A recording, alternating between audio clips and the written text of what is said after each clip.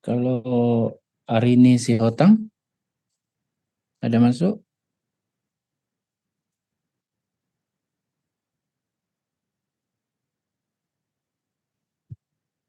Nggak ada ya. Arini Sihotang. Baik. Kelihatannya dua orang ini UTS maupun tugas reviewnya tidak mengumpulkan ya. Kemudian Muhammad Ilham juga ada. Muhammad Ilham nggak ada juga. Baiklah, mungkin memang harus tinggal kelas untuk mengulang kuliah ini karena UTS tidak UTS mengumpulkan. Muhammad Ilham tugas reviewnya belum ya. Kemudian Alia Tanaya. Baik, eh, mudah-mudahan suasana online ini juga tidak membuat Anda malas gitu ya, atau tidak bersemangat untuk mengikuti kuliah, karena kalaupun Bapak kuliah kemarin offline juga sama tidak semangatnya gitu ya. Ini lebih bagus karena Anda bisa di rumah, mungkin di tempat lain bisa sambil kuliah. Artinya kuliah online harusnya disyukuri ya, bukan malah membuat kita jadi tidak bersemangat, membuat kita jadi malas-malasan, bahkan ada beberapa tugas yang tidak dikumpulkan gitu ya. Karena memang eh, ya namanya sekolah gitu ya, seperti itu ya. Dan semuanya mengumpulkan bagus kok ya. Baik, Bapak akan mulai hari ini dengan kemarin kita sudah melihat atau mendengarkan serba sedikit mengenai kritik ya, kritik arsitektur itu apa saja. Nah, tugas kita tidak sekedar mengetahui, akan tetapi tugas kita itu menulis naskah kritik ya. Kepandaian yang harus dimiliki seorang arsitek adalah memberikan kritik ataupun memberikan tanggapan kepada hasil arsitektur atau kepada ulasan-ulasan arsitektur, jurnal dan lain-lain. Ya, tanggapan itu harus mampu kita tuliskan dengan baik. Artinya kalau kita menanggapi atau memberikan respon terhadap suatu karya arsitektur, hendaknya adalah merupakan apresiasi dan mempunyai kaidah atau teknik yang terukur dan teknik yang baik. Jadi tidak asal ngomong gitu ya. Istilahnya tidak asal menuliskan, tidak asal mencela, menghina, memfitnah, ya kan. Tetapi ternyata di arsitektur mempunyai ilmu, mempunyai tata cara tersendiri bagaimana kita menuliskan atau memberikan respon tanggapan terhadap karya arsitektur itu dengan baik dan ilmiah. Ini yang penting. Ilmiah itu dapat dipertanggungjawabkan, ya, mempunyai nilai keilmuan yang baik, mempunyai sopan santun yang baik, ya, jadi tidak jatuh kepada asal komentar, kritik yang tidak beralasan, lebih-lebih kritik yang sifatnya menghasut atau memfitnah. Nah, ilmu ini sebenarnya juga bisa diterapkan pada kehidupan kita sehari-hari. Jadi kalau kita nanti melakukan kritik ataupun melakukan respon atau menanggapi, cara menanggapi kita ini sudah dilatih dengan sangat baik sehingga mempunyai nilai, ya, nilai kritik yang bagus, nilai kritik yang sopan, ya. Jadi ada martabat di sana yang dimiliki ketika kita melakukan eh, kritik ataupun melakukan respon atau tanggapan. Nah, eh, mengapa perlu keterampilan menulis? Ya, karena kita diwajibkan menulis apa-apa pengetahuan yang ada di kepala kita atau di pemikiran kita. Bentuknya nanti bisa berupa skripsi, laporan, atau tugas-tugas kemarin. Itu adalah suatu teknik penulisan kritis, ya. mengisi rubrik di media, Anda membuat novel, Anda membuat buku cerpen, ya, atau bahkan Anda membuat blog. Yang paling rendah adalah ketika menulis di WA group begitu ya, itu bisa-bisa kita sedang menjalankan kritik. Kita sedang memberikan respon atau tanggapan. Ya. Nah, dalam tingkat yang lebihnya kan kita menulis jurnal ilmiah ataupun skripsi, nanti kalau S2 di tesis dan S3 di disertasi. Positive criticism is good.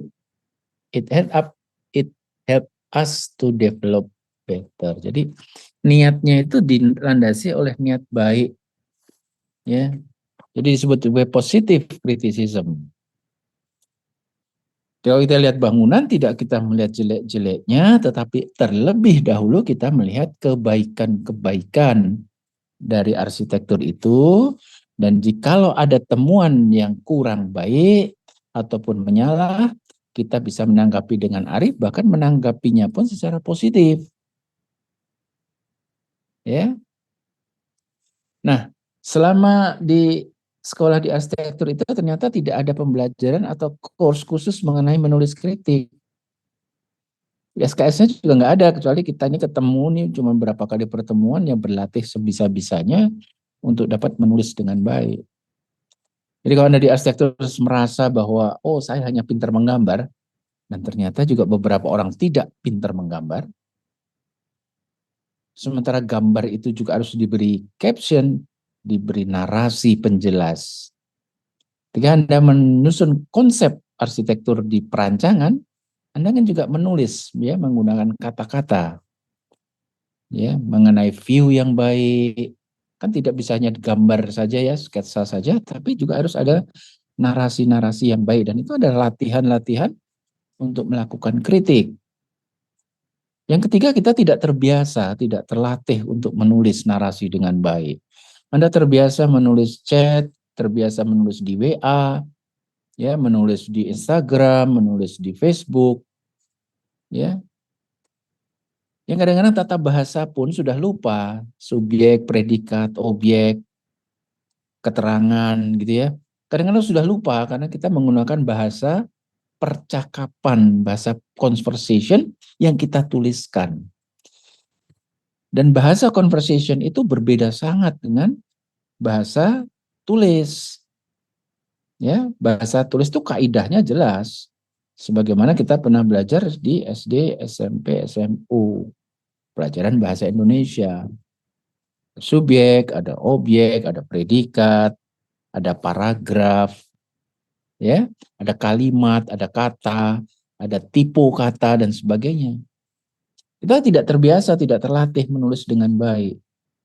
Kita selalu dari semester 1 itu menggambar, padahal di sela-sela menggambar itu kita juga menulis. Nah, pada kuliah ini kita menekankan bahwa yuk kita belajar menulis karena ini juga menjadi bagian dari pekerjaan arsitek. Nanti menulis naskah draft kontrak, menulis naskah untuk misalnya bedah buku, ya memberi tanggapan atas karya seseorang atau membuat proposal project. Proposal project itu isinya tulisan dan angka. Ya tidak bisa proposal project itu hanya gambar saja. Karena ada justifikasi yang harus dikatakan, ya dijelaskan dengan kata-kata. Tidak bisa melulu dengan gambar. Ya. Nah, sekarang ini kan tantangan milenial ini ya secara online, menulis itu jadi satu tren, ya. WA, IG, ya. Semuanya itu menggunakan kata, menggunakan kalimat, ya, menggunakan bahasa tulis untuk mengkomunikasikan. Nah, tulisan adalah wujud nyata ilmu pengetahuan. Jadi sepandai apapun Anda, kalau tidak dinyatakan dengan tulisan, tidak dinyatakan dengan gambar, ya orang lain juga tidak tahu apakah Anda itu menguasai ilmu pengetahuan itu atau tidak. Itu kenapa Bapak membuat review kemarin, membuat tugas kecil, ya, Satu sebenarnya untuk berlatih, bukan untuk memberatkan kalian, bukan. Ya sekolah itu tidak usah dibuat berat, tetapi anggap menjadi latihan. Ya, menjadi latihan bagi kita untuk menguasai bagaimana menulis dengan baik. Karena tantangan ke depannya juga Anda harus menulis. Dan kita sudah latihan kemarin, semuanya sudah dikumpulkan, kecuali 3 orang tadi yang tidak mengumpulkan entah kenapa. Dan ternyata waktu UTS juga itu saja orangnya yang tidak mengumpulkan. Ya, nanti akan saya suruh panggil Pak Dolo itu. 3 orang ini apa masalah ya? Harus bisa diselesaikan karena Anda harus semuanya bisa lulus dengan baik di mata kuliah teori dan kritik. Lulusnya juga tentu dengan mengerjakan UTS, UAS, tugas, dan lain-lain. Ya. Bapak tidak menyebut sebagai tugas, tapi sebagai latihan. Jadi nikmati saja. Tidak ada yang benar, tidak ada yang susah, atau tidak ada yang salah dari tulisan semua kalian. Ya, masing-masing mempunyai ketajaman di dalam menalar yang berbeda. Yang penting melakukan, kerjakan. Dengan kerja Anda sudah bisa merasakan, oh begini loh caranya menulis itu, begini loh rasanya menulis, ternyata saya harus membaca dulu, baru saya memperoleh ilmunya, baru saya tuliskan lagi. Kalau saya tidak membaca, saya tidak mengambil ilmu dari luar, ya, tidak menonton TV, tidak jalan-jalan, saya tidak bisa menulis karena pengetahuan saya yang mau saya tuliskan itu tidak ada. Nah, jadi Anda kalau jalan-jalan, ya membaca buku, menonton film itu sebenarnya sedang mengisi kamus perbendaharaan di dalam kepala kita. Suatu saat di-recall ketika ada latihan, di-recall ketika ada kebutuhan untuk menjelaskan hal tersebut. Kita sudah punya kamus, kita sudah punya perbendaharaan kalimat, kata, dan pengetahuan. Ya, jangan dibayangkan susahnya, tapi dengan susah, dengan mengerjakan, ngeprint, membaca, ya yang dibayangkan adalah pelajaran apa yang bisa didapat dari situ. Positive thinking, gitu ya. Jadi ini amaran untuk mata kuliah yang lain juga. Kerjakan saja. Ya, karena itu latihan. Anda membayar SPP untuk berlatih. Bukan untuk disuruh-suruh tugas-tugas dan sebagainya sehingga Anda merasa berat. Ya, kalau diminta untuk merancang dengan 18 gambar itu latihan. Jangan dianggap berat sekali, 18 gambar nggak selesai ini harus begadang, ngantuk dan sebagainya. Ya itu semua harus dijalani, namanya juga belajar. Pelajaran terberat, ya, pekerjaan terberat di dunia ini adalah belajar. Oke. Nah, apa yang perlu ada di tulisan? Ini secara umum saja melatih menulis, writing itu selalu ada kelengkapan dasar. Yang 6 ini pasti. Siapa? Ya, siapa ini yang cakap? Apa yang dicakapkan? Apa yang mau dituliskan? Lalu tempatnya mana? Mesti jelas nih, ada tugas mengkritik tentang Museum Aceh misalnya. Siapa perancangnya? Oh, Bapak Ridwan Kamil.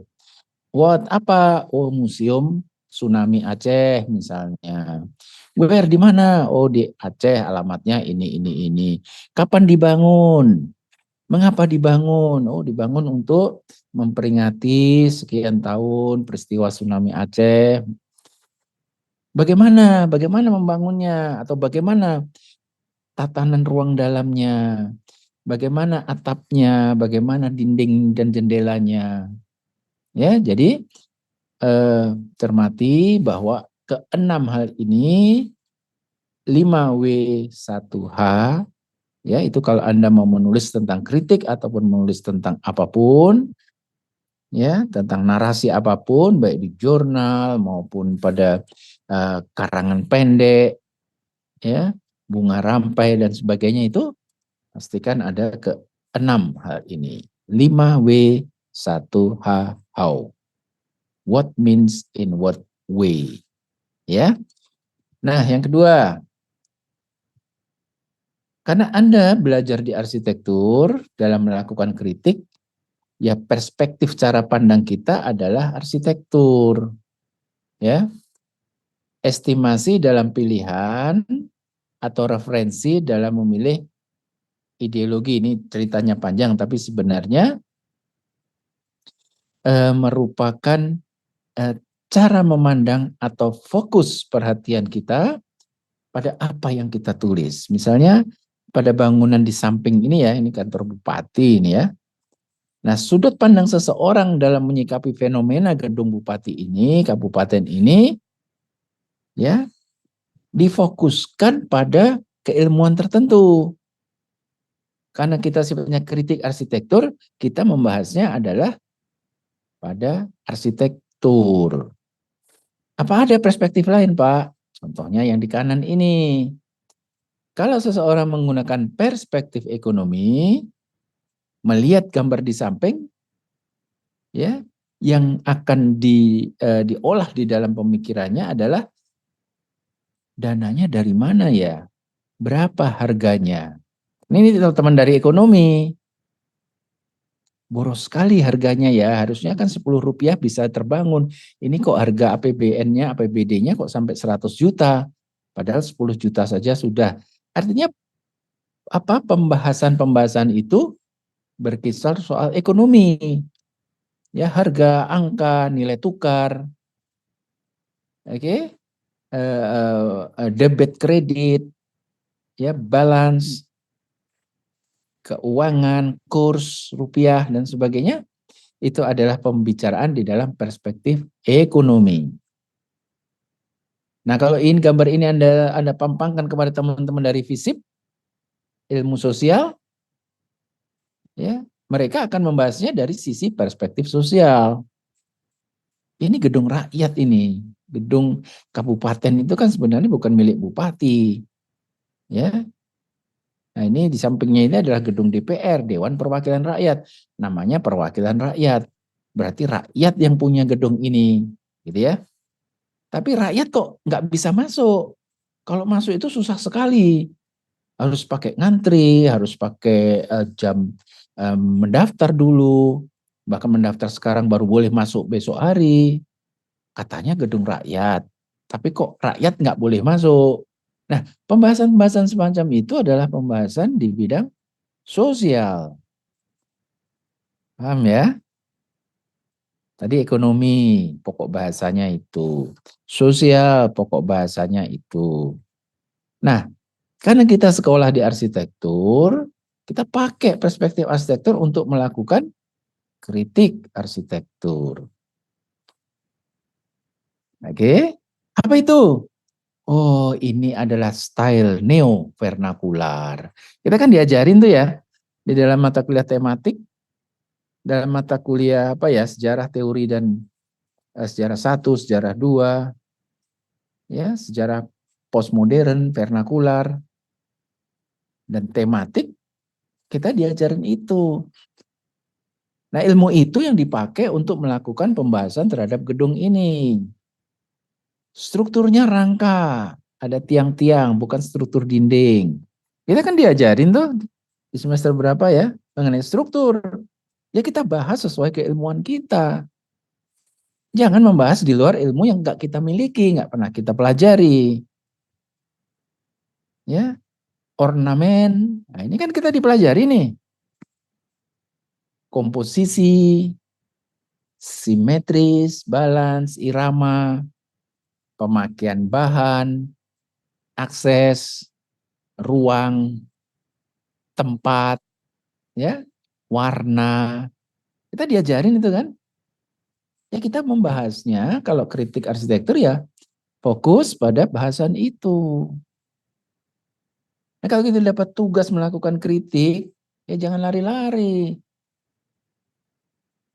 Ada lagi kritik yang larinya ke budaya.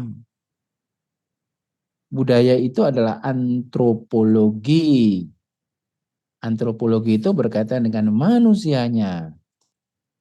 Nah, ini seringkali yang terpeleset ke sana di dalam melakukan kritik, dan banyak buku-buku yang labelnya seakan-akan arsitektur tapi sebenarnya sedang membahas budaya. Ya.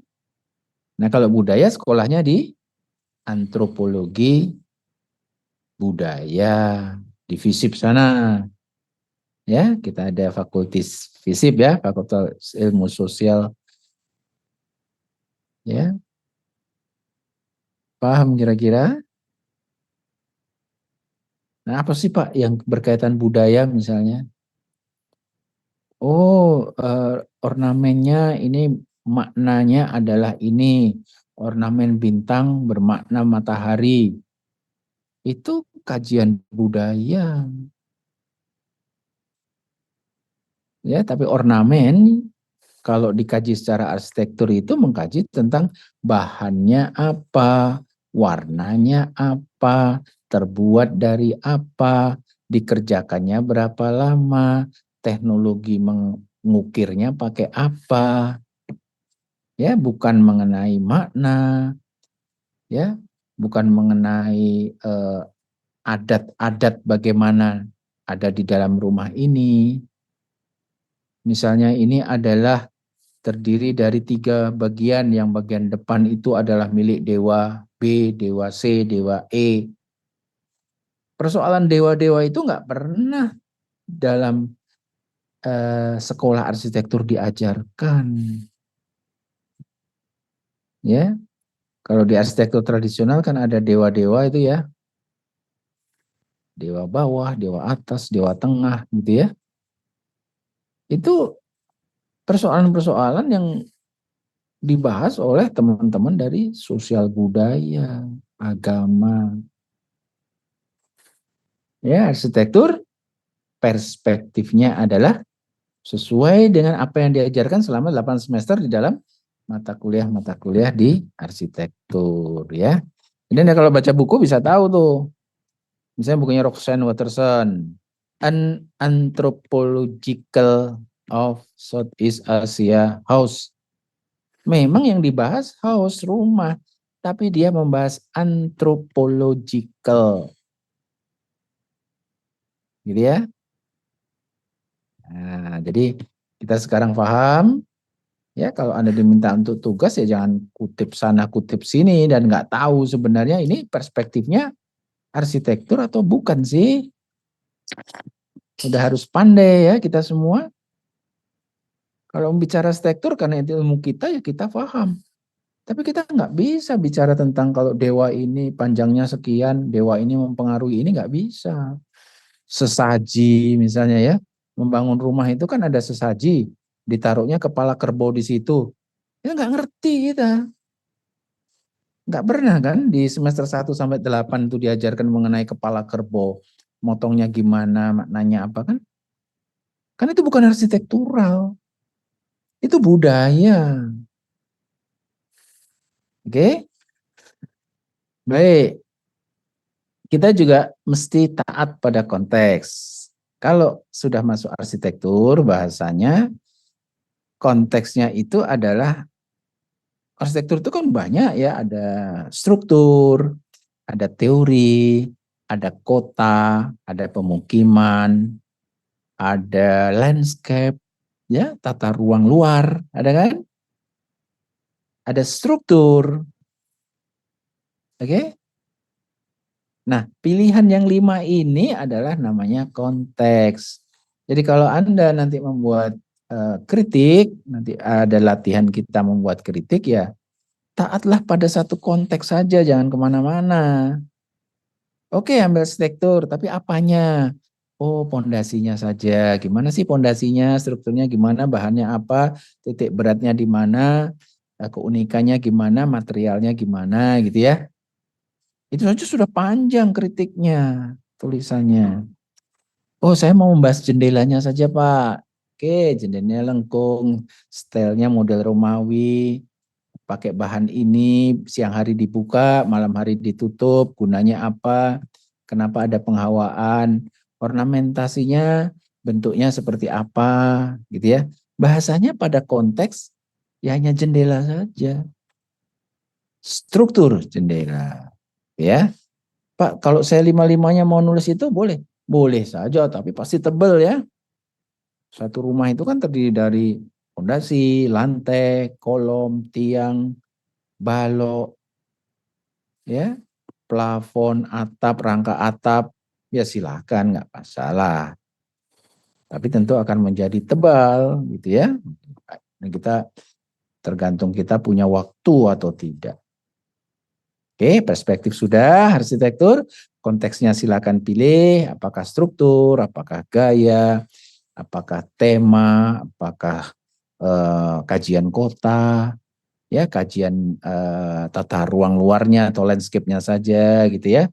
Tapi fokus, beberapa tulisan yang dilatihkan ternyata mereka mau semua karena mereka apa? Copy paste dari tulisan orang. Orang yang tidak pernah belajar tentang kritik arsitektur. Terus kalian ambil saja karena malas berpikir satu, anggap enteng yang kedua, besok dikumpul hari ini baru dikerjakan. Apa enggak nabrak-nabrak, comot-comot-comot, diramu, dikumpulkan. Barangnya ada tapi ilmu yang Anda dapat nol. Rugi karena Anda bayar mahal di USU, ilmunya enggak dapat. Kenapa? Karena kita sendiri abai. Seakan tugas itu pokoknya dikumpul apapun isinya saya lulus selesai. Kan bukan begitu ya niat kita belajar. Orang tua menyekolahkan kita, bayar sekolah kita tinggi, mahal. Terus Anda keluar dari arsitektur tak punya ilmu, ya Anda termasuk orang yang merugi. Mestinya keluar dari USU S1 itu berilmu sehingga di luar punya nilai jual tinggi. Sehingga orang nanti kalau akan kontrak dengan Anda, karena Anda pintar, Anda menguasai ilmu-ilmu arsitektur dengan baik, gaji Anda tinggi, honor Anda tinggi, Anda dihormatin. Ya, bagi mereka yang hanya asal-asal saja mulai berpikir balik. Tidak tugas di teori kritik saja loh, tugas-tugas yang lain dinikmati. Anda bayar harus dapat sesuatu. Kan gitu kan? Kalau Anda bayar es krim kan maunya dapat es krim ya. Masa mau sih Anda bayar es krim dapatnya kerupuk? Ya rugi, ya. Cara dapat ilmunya apa? Dengan latihan demi latihan. Karena ilmu itu nggak bisa cuma dihafalkan. Ilmu arsitektur itu nggak bisa dihafalkan. Itu maka ada studio perancangan, ada tugas-tugas yang harus dikerjakan. Karena ilmu yang baik itu didapatnya dengan dilakukan. Bukan ditengok-tengok, dibaca, dihafalkan. Paham kira-kira? Nah, jangan marah kalau beberapa dosen ngasih tugas ini itu. Jangan sedih, jangan tidak semangat, karena memang itu caranya. Supaya kita semua pintar. Iya, maka sangat disayang nih, baru dikasih UTS sama tugas sekecil itu sudah tidak mengumpulkan dengan alasan yang gak jelas. Yang kasihan siapa? Orang tua kalian. Di rumah berdoalah orang tua kita supaya anak pintar, nggak tahu anaknya entah kemana-mana. Durhaka nggak itu ya kira-kira ya? Dosa nggak kita sama orang tua? Nah, coba pikirlah itu ya. Nah, ini sudah. Nah, gimana cara kita berpikir kritis di bidang arsitektur? Ya, ini di mata kuliah dasar perancangan Bapak sampaikan, tapi ini silakan juga di mata kuliah ini berpikir kritis. Ini ada kaitannya dengan kritik ya. Berpikir kritis adalah masalah analisa dan evaluasi sesuatu supaya kita meningkat paham kita, memperluas apresiasi penghargaan kita, sehingga nantinya pekerjaan kita lakukan itu baik. Ya. Kritik habis. Oke, siap. Kita keluar sebentar, nanti masuk lagi ya. Yuk, terima kasih Wilson. Tulisan kritik itu arti dasarnya adalah kritikos, ya. Asal muasalnya itu artinya yang membedakan, ya.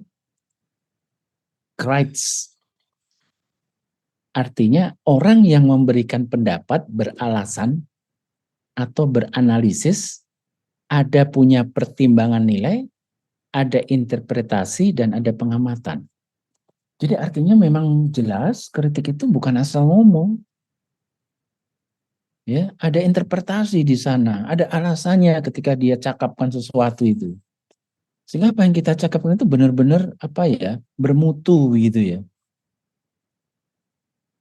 Jadi dalam pergaulan hidup sehari-hari kita juga bukankah seharusnya memang harus ngomong yang bermutu gitu ya. Tidak bohong, tidak cheating, ya. Ngomongnya lugas dan tepat, dan itu kan di tiap-tiap kuliah misalnya SPA gitu ya, studio itu kan ada teknik presentasi gitu ya. Yang kita presentasikan itu kan beralasan ya, ada analisisnya. Ada nilai sopan santun, nilai etika, ya, dimulai dengan membuka Assalamualaikum, selamat pagi, ditutup dengan Alhamdulillah, mohon maaf jika ada yang salah, kan itu ya, ada nilai kan. Kritik juga demikian. Ada interpretasi, ada pendapat kita bagaimana atas hasil pengamatan itu, pendapat kita itu bagaimana, tapi disampaikan dengan santun, disampaikan dengan sopan, dengan baik, tidak melukai orang, ya. Nah, tulisan kritik karena arsitektur merupakan tanggapan dari karya. Nah, bagaimana menanggapinya? Dari ada karya, kita amati, kita pahami, ya, sadar satu-satu. Kan ada nih mengamati yang nggak paham itu ada. Itu maka bahasa Inggris itu sangat bagus ya. Di bahasa Inggris itu ada kata see, ada kata watch, ada kata look. Yang kalau Anda ini ahli-ahli bahasa Inggris ini kan pasti tahu benar bedanya ya. To see, to look, to watch. Kenapa sampai ada 3 beda seperti itu? Karena ada kesadaran yang berbeda di tiap-tiap cara see, cara watch, dan cara look. Gitu ya. Nah, setelah ditengok dengan kesadaran, dilihat, difahami, fokus pada apa yang diamati, lalu kita simpan dalam memori kita. Ini harus dilatih. Jadi nggak ada orang sebenarnya, oh kamu sangat cerdas ya, kamu pintar mengingat ya. Sebenarnya pintar mengingat itu adalah karena dia memperhatikan dengan cermat, kemudian sadar menyimpan dalam ingatannya. Ada beberapa orang yang hanya melihat terus kemudian mengabaikan, tidak mau tengok lagi. Ya, atau dia memandangnya sepele. Ah, nggak penting benda itu. Sehingga memang nggak penting di pikirannya. Nggak lengket gitu. Dia baca, baca, baca, tapi kalau pikirannya tidak dibacaan itu ya, ya nggak ngerti-ngerti, nggak paham, nggak hafal-hafal gitu. Karena apa? Karena tidak punya kesadaran terhadap apa yang dilihat, dibacanya, ya, tidak memperhatikan penuh dan tidak punya niat untuk menyimpan di dalam memorinya. Ini sering ya kan kalau kamu merancang ya. Ketika kita merancang pondasi lupa jendela, ketika membuat denah lupa tampak. Ketika membuat tampak potongannya nggak ditengok gitu ya. Ketika membuat potongan kita nggak melihat ada plafon di sana. Ketika membuat lantai 1 2 lupa kita tingginya berapa. Gitu ya. Ini kan pengalaman kita di studio kan gitu ya. Oke. Lupa kita parkirnya harusnya 3 ternyata hanya dibuat 5, atau 5 hanya dibuat 3. Lupa kita kalau parkir itu kurangnya 2,5 kali 5. Ya lupa ternyata di depan itu harus ada pagar. Kalau pintu itu ukuran 60, 70, 80, 120. Lupa gitu karena kita tidak menyimpan di dalam memori kita. Anda yang di studio perancangan masih ingat ya? Jarak minimal balok antara dua tiang itu adalah 1/10 atau 1/12 bentang. Masih ingat? Semoga masih ya. Nah, kalau nggak ingat kelewatan lah ya. Itu kenapa? Karena kita tidak berniat menyimpan, jadi nggak hafal-hafal. Ya, tinggi balok atau tebal balok itu 1/10 atau 1/12 bentang. Nah, kadang-kadang kita karena keburu-buru harus segera dikumpulkan di studio, dihajar ya pakai spidol tebal gitu.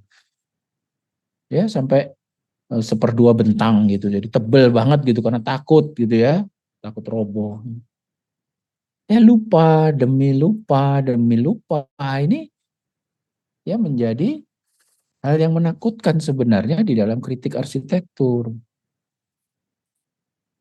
Ya karena kita kan kerjanya arsitek itu kan kerja komprehensif ya. Ya mikir lanskap, ya mikir denah, tampak, potongan, bahan, strukturnya gimana, ya hubungan antar ruang bagaimana, sirkulasinya bagaimana, WC di mana, ya komprehensif. Kalau Anda sekolah di sipil kan enggak ya. Kalau membuat jalan raya ya jalan saja, paling kerikil, aspal, pasir, kerikil 3 ukuran, dan layernya berapa senti, sedikit yang dipikirin. Tapi kalau arsitek bahkan mikirin kacanya jenis apa, pintunya menghadap kemana, tinggi tangga itu berapa, injakannya berapa, itu kan mesti hafal semua ya, gitu kan? Nah seringkali kita ini tidak menyimpan secara baik di dalam memori kita. Makanya modal untuk berpikir kritis, modal untuk melakukan kritik arsitektur adalah yaitu merekam dengan baik, menyimpan di dalam memori kita. Supaya apa? Menjadi bahan ketika kita menulis itu kita punya bahan karena kita punya simpanan memori pengetahuan yang baik. Dirangkai-rangkai-rangkai paragraf demi paragraf dengan modal pengetahuan di dalam memori kita yang banyak. Ya, kita kan sudah sangat jarang ya belajar menulis gitu ya. Menulis satu halaman saja mengenai bagaimana perkuliahan kita hari ini, mungkin Anda gugup itu. Sampai 2 paragraf selesai, nggak tahu apa yang mau ditulis gitu. Karena kita memang jarang berlatih. Nah, di mata kuliah ini mudah-mudahan memberi bekal kepada kita semua. Ya, karena ini dituntut nanti ketika membuat proposal project, Anda harus menulis. Ya, kita harus menulis. Nah, tulisannya bentuknya apa? Bisa pernyataan, bisa ungkapan, diungkap apa suatu hal, atau digambarkan pakai sketsa, gitu ya. Baik. Nah, berpikir kritis adalah menilai dengan cara membandingkan sesuatu dengan acuan. Ini minggu lalu sudah Bapak jelaskan ya. Kritik itu membandingkan. Ada acuannya. Apa acuannya? 3 kemarin. Deskriptif, interpretif, dan seterusnya ya. Yang minggu lalu. Asasnya adalah menilai, membandingkan. Bukan mengukur ya. Kalau mengukur kan cuma satu, ukurannya 10 cm selesai. Tapi menilai adalah ukuran A dibanding ukuran B. Bagaimana Anda menilai? Oh, lebih tinggi, lebih pendek, lebih dekat, lebih jauh. Ya, itu asas dari mengkritisi sesuatu. Artinya apa? Di dalam melakukan kritik kita punya alasan. Kritik itu nggak boleh bodong, nggak boleh asal cakap gitu ya. Oh ini buruk, loh buruk dibanding siapa? Oh ini baik, ini bagus sekali ini karya. Bagusnya di mana? Harus bisa kita jelaskan. Dibanding dengan ini, bagusnya ini. Dibanding dengan ini, bagusnya ini. Dibanding dengan skalanya Le Corbusier, dengan modulernya Le Corbusier, ini baik. Karena dia tidak mengikut pada golden section, maka dibilang jelek. Ada alasannya untuk bilang jelek, baik, buruk, dan sebagainya. Gitu ya. Itu namanya kritik. Ya. Nah, apa acuannya untuk dibanding-bandingkan itu? Bisa prinsip, norma, konsep, teori, tipe, gitu ya. Ini contohnya di bawah ini sederhana ini untuk melakukan kritik. Isunya apa yang kita tengok? Ini arsitektur Karo nih. Terus timbul pertanyaan, arsitektur Karo itu arsitektur pernaungan tidak ya? Ya. Oh, yang namanya pernaungan itu menurut Pak Kusmar tadi, konsep pernaungan adalah bayangan yang difungsikan sebagai area berkegiatan. Oh, pernaungan itu adanya bayangan. Cak kita tengok di arsitektur Karo.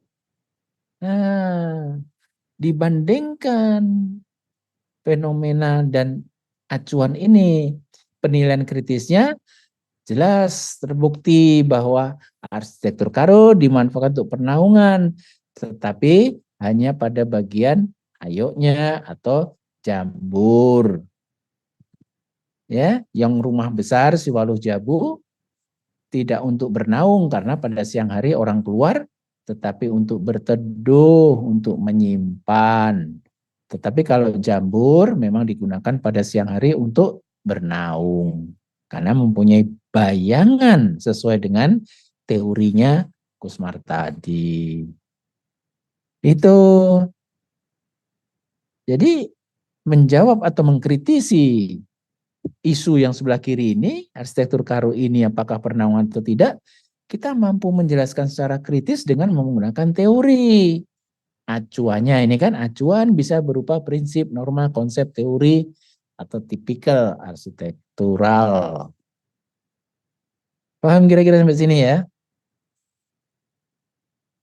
Pada intinya, kalau mengkritik atau bercakap atau menilai, jangan asal ngomong, jangan asal bunyi, harus ada pembanding atau penilainya.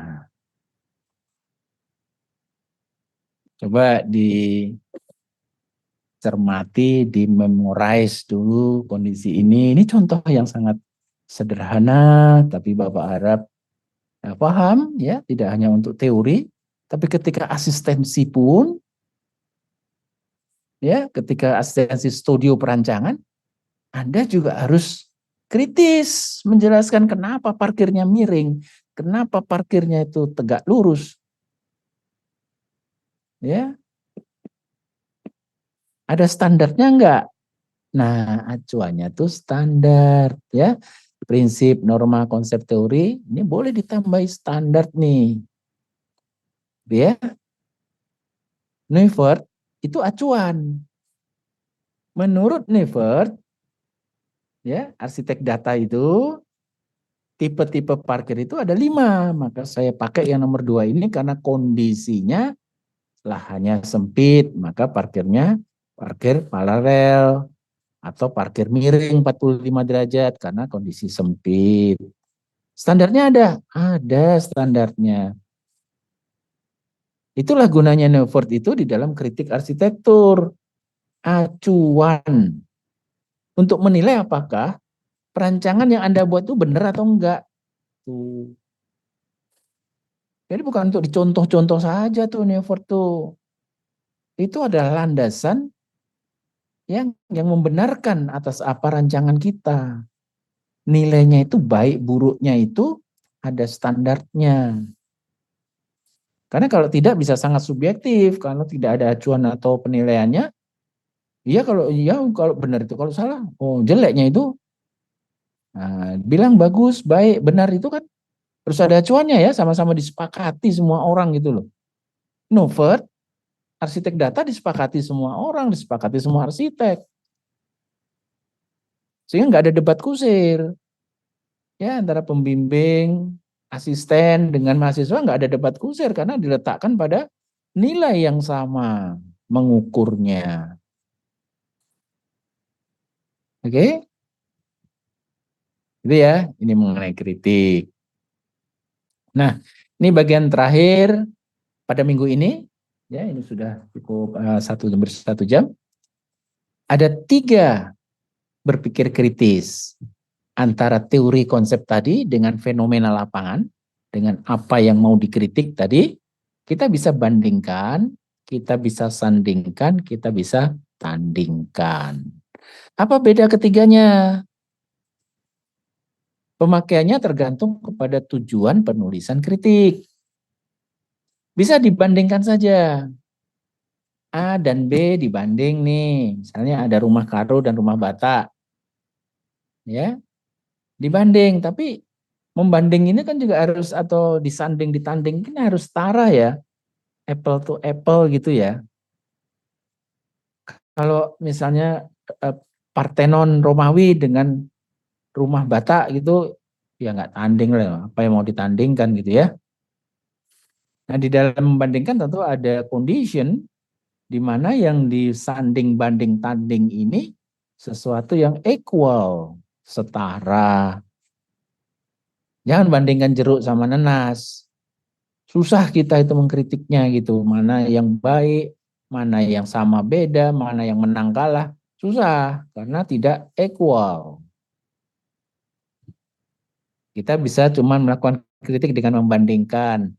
Oh, arsitektur Toraja dengan arsitektur Batak Toba, kita bandingin, ternyata ornamennya mirip, ternyata struktur pengikatnya sama, ternyata gitu ya. Atau kita sandingkan saja, apa kesamaan Toba dengan Toraja, apa kebedaannya, dengan tidak memberikan judgement, penghakiman, lebih bagus mana. Tidak, kita tidak sedang membuat, kalau disanding saja, itu tidak sedang menuju kepada bagus mana. Kalau bagus mana, itu dibanding. A banding B, maka A lebih bagus. Ya, B lebih jelek, itu dibanding. Tapi kalau disanding cuma didekatkan dan dicari mana sih bagiannya yang beda, mana sih bagiannya yang sama. Lalu kalau ditanding, namanya pertandingan, ada yang kalah dan menang. Biasanya pertandingan dalam kritik arsitektur itu jarang ya, karena kita berada di wilayah yang subjektivitasnya tinggi, berada di wilayah art seni, di mana pertandingan itu jarang dilakukan karena saling menghormati. Jadi kemunculan arsitektur modern, pramodern, arsitektur pasca modern, ya bukan untuk dipertandingkan. Ya nggak ada yang arsitektur modern lebih menang dari arsitektur pasca modern, bukan itu urusannya. Ya, tetapi hanya bisa disandingkan. Ya, karena semua-semuanya sama bagus. Semua-semuanya punya alasan yang baik kenapa ada arsitektur modern, ada arsitektur pramodern, ada arsitektur pasca modern. Oke, nah ini mengingat kembali kemarin ya, deskriptif, normatif, interpretif. Coba diingat kembali kuliah kita minggu lalu mengenai tiga ini, kaitkan. Baik, mudah-mudahan Anda masih di tempat, Anda masih dengar suara Bapak dan bisa mengambil hikmah dari ini, kuliah kita pada pagi hari ini. Nanti kita akan latihan pada minggu depan. Ya, ingat, latihan bukan beban. Latihan itu bukan hukuman. Memastikan nanti Anda pandai melakukan kritik supaya Anda ahli ketika jadi sarjana arsitektur. Di luaran Anda tidak dihina orang. Arsitek kok tidak bisa melakukan kritik. Anda juga sedang ketika latihan, ingat-ingat Anda sedang meninggikan seberapa pantas Anda jadi arsitek. Ya, jangan cari nilai. Ya, kalau di kuliah teori kritik nggak ada nilai yang kurang dari A. Kecuali dia tidak mengumpulkan UAS, tidak mengumpulkan tugas, atau tidak melatih, tidak berlatih diri, absennya kurang, ya apa boleh buat ya. Karena itu prasyarat gitu ya. Bukan nilai kepintaran kalian, tapi prasyarat saja. Ya kalau kurang dari 80 ya pasti nggak boleh ikut UAS gitu kan. Ya Bapak lihat kemarin absen pun di tempat Bu Dina ada yang malas-malasan gitu. Nanti pas ujian merengek. Pak, saya lupa. Pak, belum mengisi absen Bu Dina. Ya, itu adalah sikap-sikap kekanak-kanaan yang Bapak harap mulailah ditinggalkan. Gitu ya. Bagi yang belum absen, segera. Karena itu kebutuhan kalian. Nanti kalau Bapak gak keras, dibilang, atau departemen keras, langsung dicoret nama kalian tidak ikut UAS, dikira kita kejam, gitu ya. Nah, kita tengok-tengok diri lah. Ya, bersikap jadi manusia yang baik sajalah. Gitu ya. Jangan ikutkan sikap malas. Jangan ikutkan sikap yang tidak bermanfaat. Hidup ini pendek. Ya, jangan sia-siakan untuk bersikap disiplin. Ya, tidak hanya di mata kuliah Bapak, di mata kuliah yang lain. Ya, jangan abai. Gitu ya. Oke, selamat pagi semuanya. Semangat belajar terus. Sampai jumpa minggu depan. Terima kasih Wilson sudah siapkan linknya dengan bagus. Terima kasih juga kepada semuanya yang sudah menulis tugas kemarin. Ya, Bapak baca bagus-bagus. Kita meningkat ya pada UAS nanti. Kemampuan kita tingkatkan ya sama-sama. Sehingga lulus dari mata kuliah ini